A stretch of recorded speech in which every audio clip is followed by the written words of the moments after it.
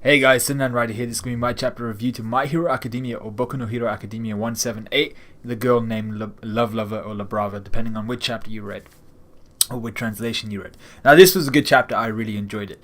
And I'm really going to go through this chronologically, and I'm going to whiz through the first couple bits that we see with like All Might and with, what was her name? Hado? Nejire, the girl from the last year of UA alongside Mirio and the other guy. I'm really going to skip past those bits quite fast because I really want to focus on exactly what went down with Izuku and Gentle, because that was what we were reading this chapter for. That's what we were trying to get to. So let's get straight through it. So the chapter starts with Monoma laughing at Kendo. So that's two individuals from class 1B, I think it is. And we've seen Kendo before. She usually slaps Mono just because he's an asswipe.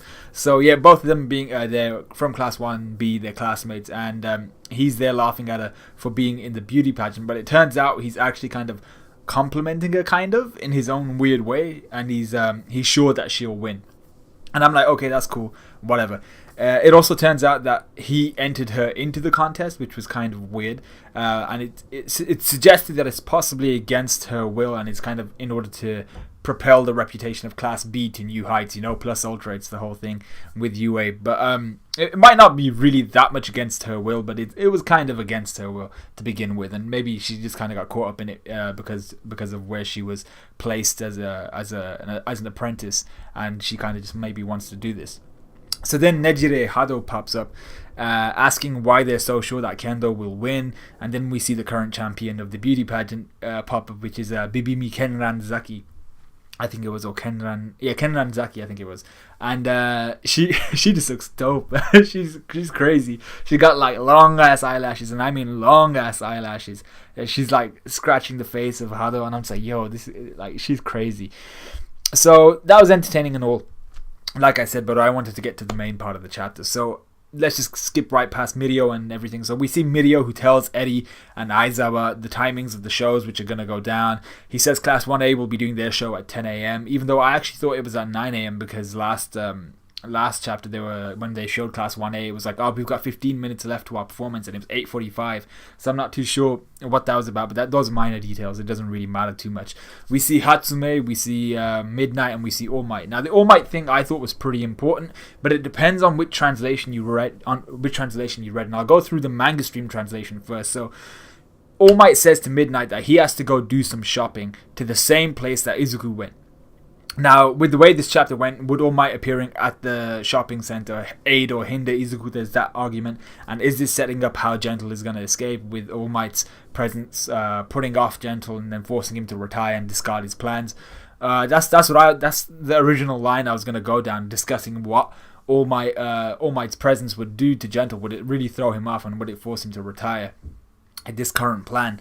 But if I then went to read the Jaimini's box translation, and in that translation, All Might was referring to that permission slip that Midnight's holding and she's reading. He's referring to Deku having used that. So he's like, oh, yeah, he had to go do some shopping and he had to go pick up 2-3 things, and he's gone to the foot of the hill, referring to Deku. And so I'm like, how can you be messing up? I'm not even sure what he's and she's and what pronouns is it. How can you be messing up pronouns like he and she or I? As a translation, I mean, there's got to be two separate entities for I and he, and Manga Stream went for I, suggesting that All Might was going to go do some shopping, and Jaimini's box went for he, suggesting that Deku's gone to do some shopping. So I'm just like, who the frick went to do the shopping, bro? We know Deku's already there, but is All Might going to go there as well to pick up some shit, or is he just talking about Deku like in Jaimini's box's translation? Because then that really throws off what I was going to discuss about All Might possibly hindering or aiding Deku. So I'm not sure which one's which, but according to Jaimini's box, which is usually the more literal translation, All Might's just talking about Izuku being in the shopping district right now at the foot of the hill, and they're just realizing that he's going to cut it real close to the performance. So I'm just like, okay, and then I'm wondering what Manga Stream did with their translation. But then again, these guys know they know their language, so they know the language, so I'm hoping there was just some sort of mix-up between both of them. So we then go to Izuku, who puts the steel beam down after, last chapter when he basically cleaned that steel beam, and he's pursuing Gentle and Love Lover now, and he uses that elastic machinery to propel himself towards his foes. And meanwhile, Gentle talks to Love Lover, discussing how he doesn't want her to use her quirk just yet unless they're really backed up into a corner and have to retreat. But even then, I think he goes back on his idea and he's like, if you gotta use it, use it. So at this point, I was thinking there must be some drawback to her quirk because he doesn't want to use it. Otherwise, why would he only want to use it upon retreat and not use it whenever he can? Now, obviously, there's the element of he doesn't want people to see. He doesn't want to be a violent criminal. But I felt like there'd be some sort of major drawback, like some major fatigue involved for the affected user, i.e. Gentle, for the person the quirk is being used upon. So I really do think there's going to be a drawback to the quirk. Deku catches up real quick, surprising Gentle. He then does the madness as usual, forcing Gentle to erect an air shield due to the danger of his finger cannon. However, Deku, the madman, memorized the positions of Gentle's air jump pads, almost, allowing him to propel himself beyond Gentle's guard.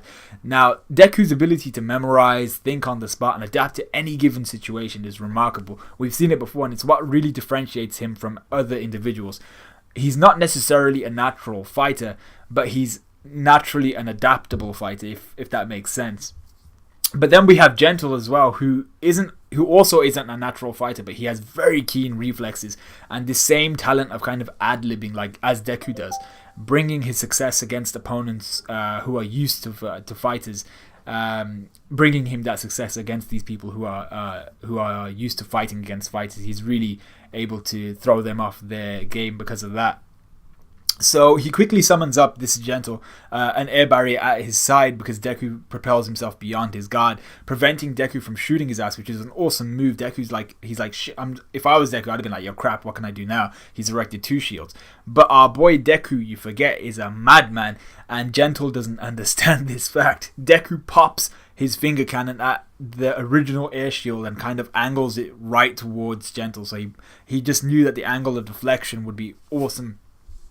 Would awesomely like kind of just bounce off and hit Gentle in the gut, and that's exactly what it did. He pops it at that original air shield, and it deflects right into Gentle's gut, knocking him out basically.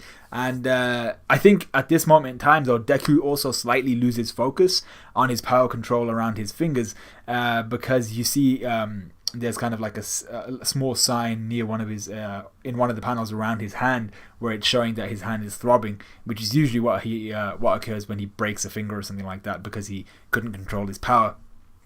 So yeah, I do think he's broken a finger because of that. He was concentrating so much on memorizing where the jump pads were and where Gentle had used his quirk that he couldn't really maintain his focus on how much power he was utilizing through his hands. So with this, Deku actually immobilizes both Love Lover and Gentle, with Gentle pretty much unable to move at this point. Now, Love Lover notes how unusual this whole situation is, with Gentle usually running away from a situation like this, but obviously with him betting his pride, his beard, his mustache, and his feelings really, he couldn't retreat early, and that's what this whole situation has resulted in. And we then go through some Love Lover backstory, where she wrote a love letter to a classmate in middle school. Now she seems like an incredibly introverted individual and a little bit obsessive. So she wrote a freaking manuscript for this kid to read in middle school, and it was a love letter. And she describes all of his movements, his tendencies, what he's done at certain times, things like that, making it a little obvious that she may have stalked him a bit. And as endearing as this is, I mean, like, they were kids. It's also a little bit weird, and the kid talks to his friends about how weird this whole thing is, and he's also weirded out because they don't really seem to know each other. Like, her name is Aiba, and he doesn't really seem to know her, she doesn't seem to know him, so he's really confused about this whole thing, and he kind of fesses all this up to his friends, and this really hurts Love Lover. So due to this event, Love Lover, or Aiba, seems to have gone into this like really depressive state, and it really was the other guy's fault, hiding herself within the recesses of her mind, of her soul, and the recesses of her house. She just becomes a hermit almost. And during this time, she sat on her computer, wasting away her life, and this was kind of like her emo goth phase, as everyone goes through, and she rocks some thick ass eyeliner. During this depressive state, though, And during this depressive phase, she found Gentle online and kind of fell in love with him and his ideals, and his ideal being, to all those who deplored the current state of things, follow me, I will be the one to change the world. So everyone who kind of hates the current state of things in terms of the world, the heroes, the villains, join me and I'll change the world for you. And that's what she seems to be attracted to, especially considering she didn't like the current state of things because of what happened to her. So she then goes to meet Gentle, who really accepted her for who she was, and he accepted her and the love that she brought with her. He even went so far as to kind of permanently mark his eyes with eyeliner. It was with a permanent marker, but he designs it in kind of like this excessive eyeliner fashion around his own eyes to make her feel more comfortable. That's how I read it anyway. To make her feel more comfortable about the fact that her eyeliner had really stained the surroundings of her eyes. I don't know, because she worn it too much. I don't think that's realistic, but let's just say for the sake of the chapter that's what happened. So yeah, that was a really nice gesture by him, and I was like, this guy's pretty cool, apart from the fact that he's a villain. So she then tells Gentle that we go back to the current time, she tells Gentle that she loves him, activating her quirk. Now, this quirk has a very creative activation. If she whispers love to the person that she loves the most, they receive a very short power-up, a very exponential power-up. Now, there are obviously many facets to this quirk. The deeper her love for the individual, the more they are powered up. And if this is done in a moment of crisis specifically, the power jump for the affected is exponential. So Gentle's power level just skyrockets. And with this, it was a really, really cool thing. Gentle looks awesome. He's got steam coming out of him like Gear Second for Luffy. His hair just spikes up almost like All Might. He's got that little quiff thing going on. Very much like All Might, very much like Super Saiyan 2. Or Super Saiyan in general. And with this, Gentle kind of busts out of Deku's grip whilst also freeing Love Lover, and Deku is spun through the air like a ragdoll, wondering what the hell just happened, and Gentle uses this opportunity to try to strike down Deku. Now, you forgot once again that Deku's a madman, and he blocks it with his arm, saying at the same time that he's fought so many people who've been stronger than him, so many people that have been faster than him, that this is nothing new for Deku. He's done this before. So he's not at all put off by Gentle's sudden increase in power. This is something he's done before. And to be fair, Gentle was never like a powerhouse to begin with anyway. His quirk was just very creative and very difficult to deal with.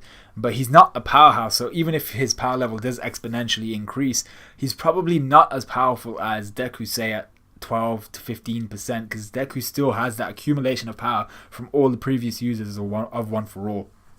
So in reality, Deku is probably still stronger than Gentle is.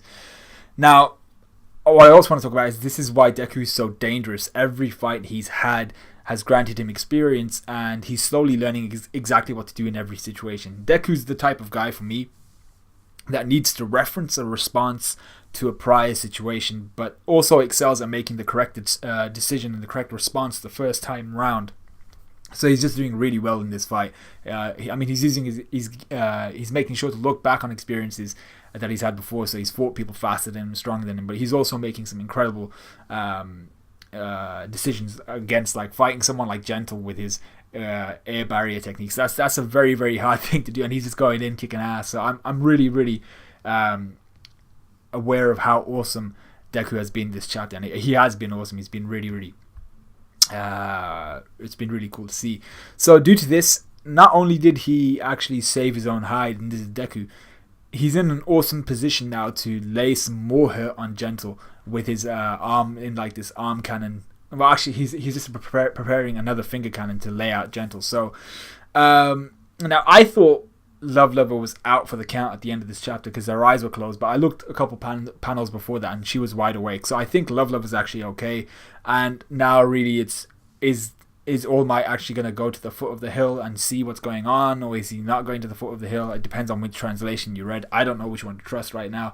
But I think with this whole occurrence, Gentle may have to bust a retreat. He's going to be late. Is Love Lover going to be fit and healthy enough to really record him infiltrating UA? Is he going to be fit and healthy enough to infiltrate UA? Are there no drawbacks to her quirk? For instance, an immediate onset of fatigue right after utilizing the quirk. And like I said, if he doesn't have anyone to record the infiltration, then it's no point. So I really do think that maybe Gentle's time is coming to an end. But let me know what you guys thought of the chapter. Let me know what you guys thought of whatever I had to say. Like, comment, subscribe, all that good stuff. And I will see you guys within the next few days when Natsu no Taizai comes out. So I'll see you guys then.